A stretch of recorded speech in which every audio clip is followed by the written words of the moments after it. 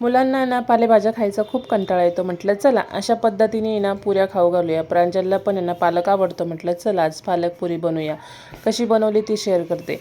मस्त पालकाची एक जुडी घेतली, स्वच्छ निवडून घेतली, धुवून घेतली आणि अशी कट करून घेतली.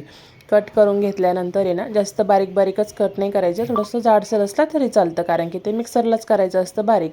मग मिक्सरच्या भांड्यामध्ये काढून घेतलं. त्याच्यानंतर आहे ना कोथिंबीर टाकली, हिरव्या मिरच्या अशा कट करून टाकल्या. त्याच्यानंतर थोडंसं अद्रक, लसूण आणि जिरे टाकून घेतले आणि मिक्सरला बारीक वाटून घेतलं.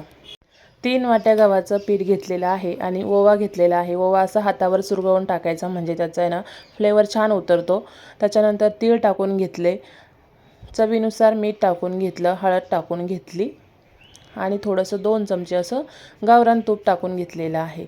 पीठ आहे ना छान असं मिक्स करून घ्यायचं. त्याच्यानंतर जी पेस्ट बनवली आहे त्या पेस्टमध्येच आपल्याला आहे ना हे पीठ मळून घ्यायचं आहे. छान असं पीठ इथं मी मळून घेतलेलं आहे. छान असे ना बारीक बारीक गोळे करायचे आणि छान छान अशा तेल लावून आहे ना पुऱ्या लाटून घ्यायच्या आहे. जशा पाहिजे तशा आकारामध्ये तुम्ही लाटून घेऊ शकता. छान अशी पातळ पुरी लाटून घेतली आहे. तेल गरम झालेले आहे, पुरी तळून घेऊया. छान अशी टम्म फुगलेली आहे पुरी.